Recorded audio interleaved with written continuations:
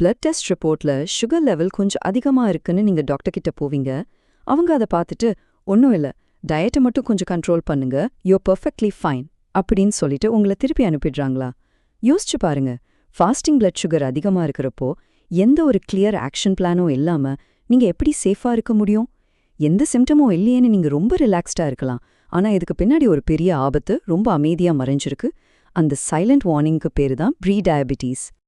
இன்னைக்கு நாம இந்த ப்ரீ டயபிட்டிஸ்னா என்ன, இதை ஏன் சாதாரணமா எடுத்துக்க கூடாது, அண்ட் முக்கியமா எந்த விதமான மாத்திரையும் இல்லாம நேச்சுரல் சொல்யூஷன்ஸ் மூலமா இது எப்படி ரிவர்ஸ் பண்றதுன்னு ரொம்ப டீட்டெயிலா பார்க்க போறோம். ரூட்ஸ் ரிவைவ்ல உங்களை வரவேற்கிறேன். முதல்ல இந்த ப்ரீ டயபிட்டிஸ்க்கும் ஃபுல் ப்ளோன் டயபிட்டிஸ்க்கும் உள்ள வித்தியாசத்தை நம்ம தெளிவா புரிஞ்சுக்கணும். நார்மலா உங்களோட ஃபாஸ்டிங் பிளட் சுகர் லெவல் 100க்கு கீழே இருக்கணும். ஆனா அதுவே 100லேருந்து 125க்குள்ள இருந்தா you are strictly in the middle zone. இதுதான் ப்ரீ டயபிட்டிஸ். அதே மாதிரி உங்களோட 3 மந்த் பிளட் சுகர் ஆவரேஜ் அளக்கக்கூடிய HbA1c டெஸ்ட்ல ரிசல்ட் 5.7%லேருந்து 6.4%க்குள்ள இருந்தா உங்க உடம்பு உங்களுக்கு ஒரு பெரிய ரெட் அலர்ட் எல்லோ சிக்னல் கொடுக்குதுன்னு அர்த்தம். அதாவது ஒரு பெரிய கிளிஃபோட எட்ஜ்ல நீங்க நிக்கிறீங்க, எந்த நேரத்திலயும் கீழே விழ வாய்ப்பு இருக்கு. சரி, இந்த பிளட் சுகர் இப்படி எகிறதுக்கு உண்மையான ரூட் காஸ் என்னன்னு பாத்தீங்கன்னா அதுதான் இன்சுலின் ரெசிஸ்டன்ஸ். இது ரொம்ப சிம்பிளா ஒரு லாக் அண்ட் கீ அனாலஜி மூலமா சொல்லணும்னா, நீங்க சாப்பிடுற கார்போஹைட்ரேட்ஸ் எல்லாமே கடைசியா சுகரா மாறி ரத்தத்துல கலக்கும். அது கலந்த உடனே உங்க பான்க்ரியாஸ் இன்சுலின் அப்படிங்கிற ஒரு ஹார்மோனை சுரக்கும். இந்த இன்சுலின் ஒரு சாவி மாதிரி செயல்பட்டு உங்க பாடி செல்ஸை ஓபன் பண்ணி அந்த சுகரை உள்ள எனர்ஜியா அனுப்பும். ஆனா ஒரு கட்டத்துல உங்க செல்ஸ் ரொம்ப டயர்டாகி இந்த இன்சுலின் சாவிக்கு ப்ராப்பரா ரெஸ்பாண்ட் பண்ண மறுத்துரும்.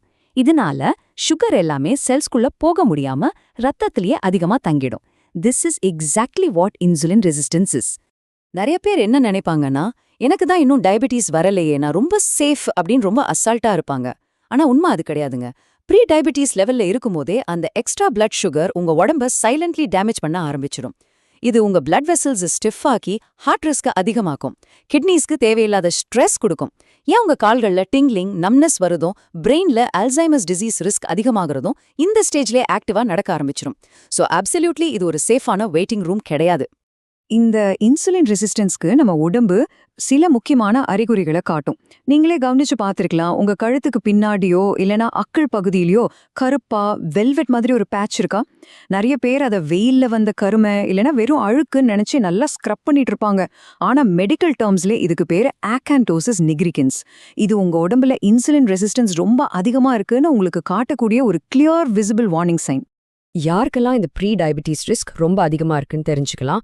உங்க வயசு 35க்கு மேல இருந்து நாள் பூரா ஒரே இடத்துல உட்காந்து செடன்ட்ரி ஜாப் பண்றவங்களா நீங்க இருந்தா கண்டிப்பா ரிஸ்க் அதிகம்.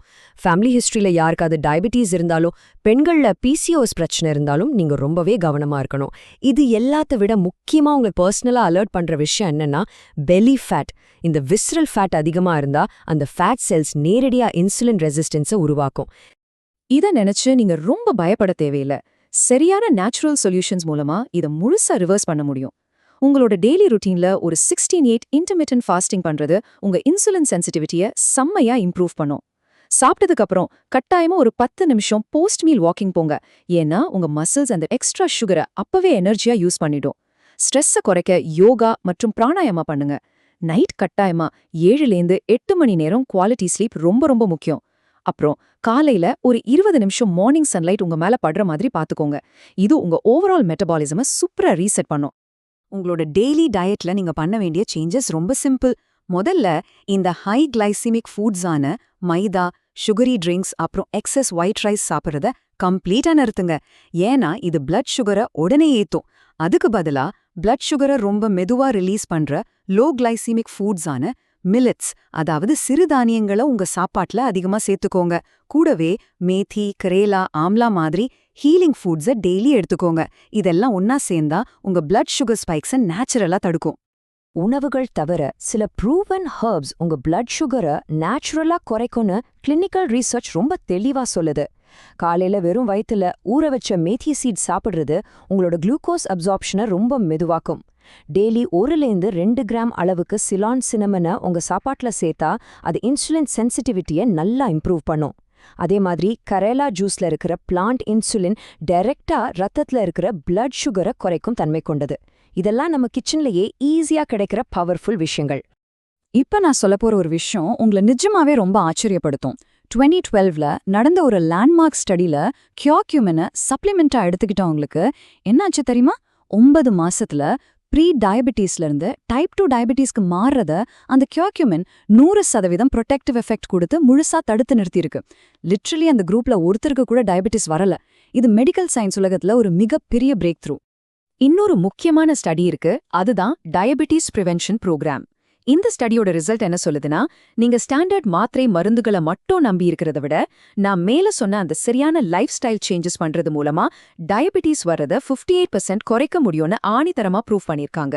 மெடிகேஷன்ஸை விட உங்களோட அன்றாட பழக்க வழக்கங்கள் தான் ரொம்ப பவர்ஃபுல்லானது அப்படிங்கிறதுக்கு இது ஒரு பெஸ்ட் எக்ஸாம்பிள்.